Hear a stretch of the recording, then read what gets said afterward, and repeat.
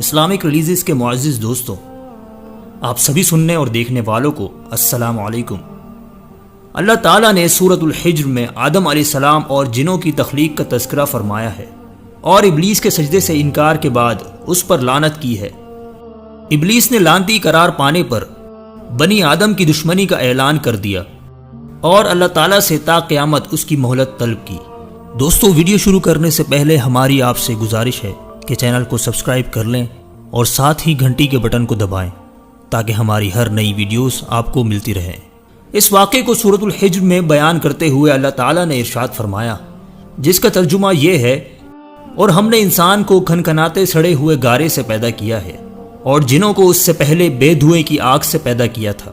اور جب تمہارے پروردگار نے فرشتوں سے فرمایا کہ میں کھنکھناتے سڑے ہوئے گارے سے ایک بشر بنانے والا ہوں، تو جب میں اس کو صورت انسانیت میں درست کر لوں اور اس میں اپنی بے بہا چیز یعنی روح پھونک دوں تو اس کے آگے سجدے میں گر پڑنا۔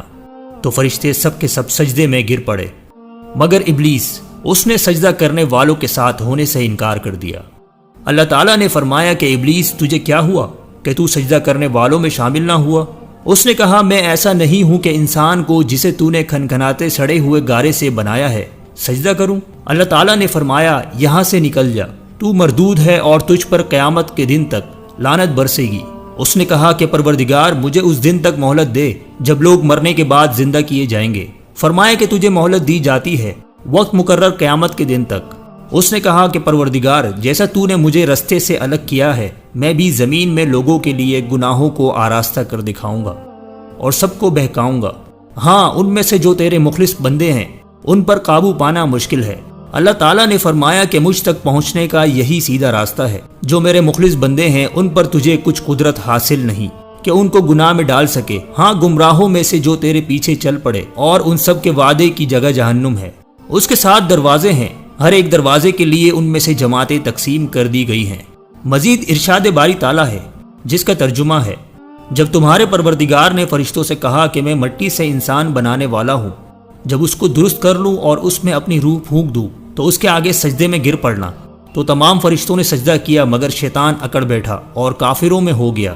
اللہ تعالیٰ نے فرمایا کہ اے ابلیس، جس شخص کو میں نے اپنے ہاتھوں سے بنایا، اس کے آگے سجدہ کرنے سے تجھے کس چیز نے منع کیا؟ کیا تو غرور میں آ گیا یا اونچے درجے والوں میں تھا؟ بولا کہ میں اس سے بہتر ہوں، تو نے مجھے آگ سے پیدا کیا اور اسے مٹی سے بنایا۔ ناظرین گرامی، اسی حوالے سے کچھ احادیث آپ کے سامنے پیش کرتا ہوں۔ حضرت ابو موسیٰ اشعری رضی اللہ عنہ سے روایت ہے کہ نبی کریم صلی اللہ علیہ وآلہ وسلم نے فرمایا، اللہ تعالیٰ نے جب آدم علیہ السلام کو تمام زمین میں سے جمع کی گئی مٹھی بھر خاک سے پیدا فرمایا، آدم علیہ السلام کی اولاد بھی طرح طرح کی مٹی کے مطابق پیدا ہوئی۔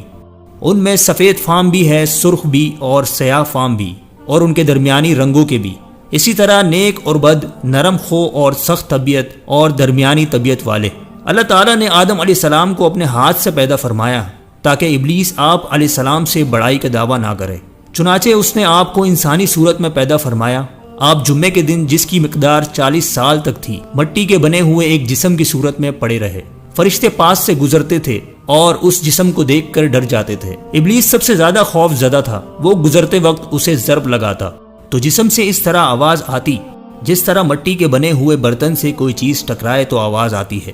وہ کہتا، تجھے کسی خاص مقصد سے پیدا کیا گیا ہے۔ وہ اس خاکی بدن میں منہ کی طرف سے داخل ہوا اور دوسری طرف سے نکل گیا، اور اس نے فرشتوں سے کہا، اس سے مت ڈرو، تمہارا رب صمد ہے، لیکن یہ تو کھوکھلا ہے، اگر مجھے اس پر قابو دیا گیا تو اسے ضرور تباہ کر دوں گا۔ جب وہ وقت آیا جب اللہ تعالیٰ نے اس جسم میں روح ڈالنے کا ارادہ فرمایا تو فرشتوں سے ارشاد فرمایا، جب میں اس میں روح ڈال دوں تو اسے سجدہ کرنا۔ جب روح ڈال دی گئی تو وہ سر کی طرف سے داخل ہوئی، تبھی آدم علیہ السلام کو چھینک آ گئی۔ فرشتوں نے کہا، کہیے الحمدللہ، سب تعریفیں اللہ کے لیے ہے۔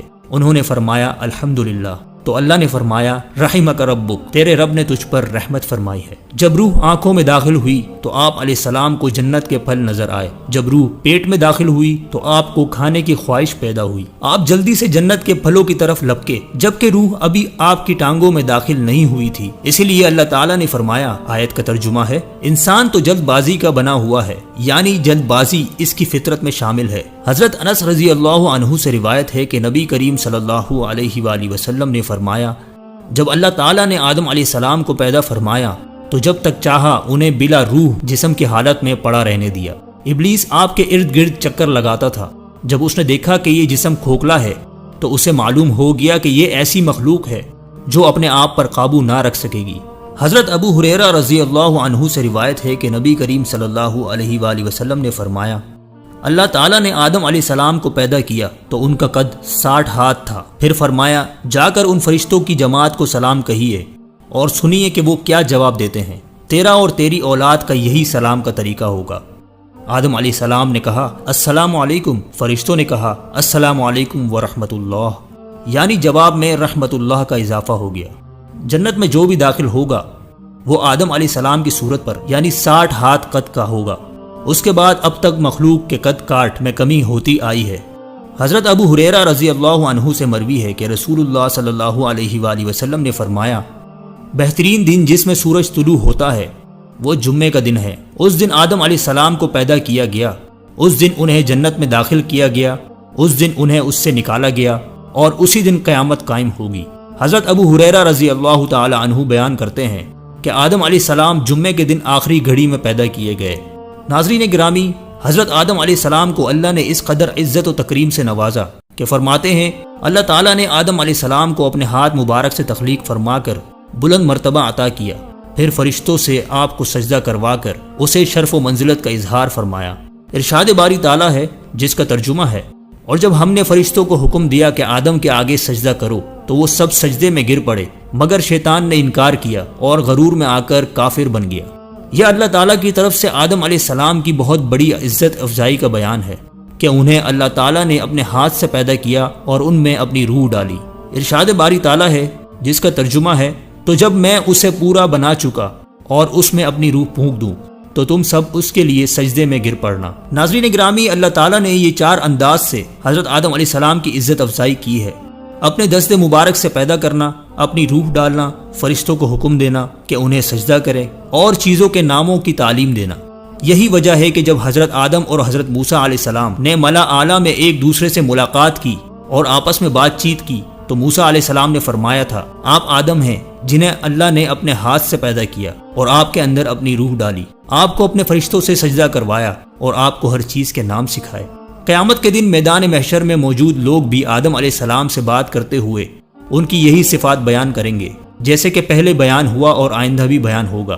ناظرین گرامی، ویڈیو پسند آنے کی صورت میں اسے لائک کیجئے اور فیس بک اور واٹس ایپ پہ اپنے دیگر دوستوں کے ساتھ بھی شیئر کیجئے اور کامنٹ باکس میں ہمیں اپنی قیمتی رائے سے ضرور آگاہ رکھیے گا۔ ہماری اگلی ویڈیو آنے تک ہم سب کا اللہ نگہبان۔